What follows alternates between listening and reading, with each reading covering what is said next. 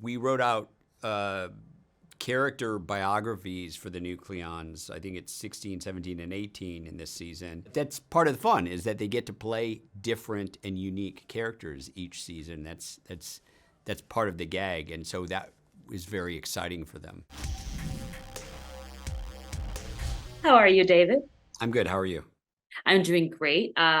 I love how the scope of season two, or the scope of Foundation, has expanded with season two, and we're getting to see so many new characters and pockets of this world. As you explore these new places, how do you balance that world building with the established character progression? That's a really good question. I mean, top of mind for me was, first of all, I felt we had more real estate in season two than we did in season one, because all the big expositional heavy lifting that I think the first 3 episodes of season one required, we were done with. So in my mind, we had almost 3 episodes more of real estate to explore various characters. That being said, we were very conscious to, for the first episode, primarily focus on the characters that we already know before we introduce many new characters. And then we introduced a few more in episode 2 and a few more in episode 3. And by the time we get to the end of episode 3, we've introduced most of the characters. But it was very deliberate. Let's start with the characters we know. Let's check in with the characters we know first, and then expand from there. I love that, especially because there's different layers to that. Even there's characters that we know that are still kind of in the same place because of stasis, like Gale, or the characters we know that have changed over the course of 100 years, either due to isolation or genetic discrepancies for the Cleons, whatever you want to call it. But speaking of the Cleons, I'm obsessed with Sereth, Cloud Dominion. She is now the queen of my heart. I hope that Awesome. she becomes queen of the Empire.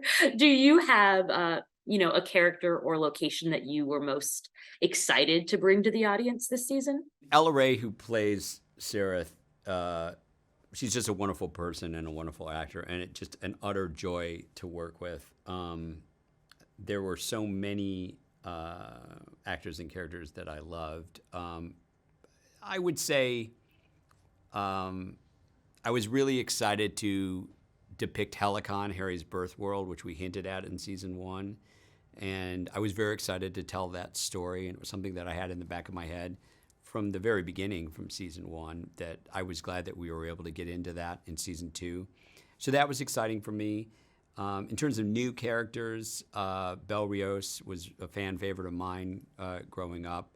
So I was thrilled that we were able to bring him to life. And Ben Daniels, who is an actor I've admired for years and years and years, I mean, I was just pinching myself every day on set with him. He's an amazing actor. He's also just an amazing human being. So I'm really excited for the audience at large to get to see Bel Rios. I am very excited for them too. Now, finally, when it comes to the characters that have changed or that have many iterations, like Harry or the Cleons, how do you kind of collaborate with the actors to get all these different iterations? In the case of the Cleons, we treat them as entirely new characters. So we wrote out character biographies for the new Cleons. I think it's 16, 17, and 18 in this season. And we said, what are their characteristics? How do they differentiate from the characters that the actors played previously? And then once we've gotten 4 or 5 episodes in, we share those with the actors and we talk about the characters and they add their thoughts to them. But, Lee and Terry and Cassian, who play, day, dusk, and dawn, respectively, they all add their own their own input to creating the characters. But that's part of the fun, is that they get to play different and unique characters each season. That's part of the gag. And so that is very exciting for them. Thank you so much. Love season 2. I cannot wait for more Foundation. Thank you so much. Have a great day.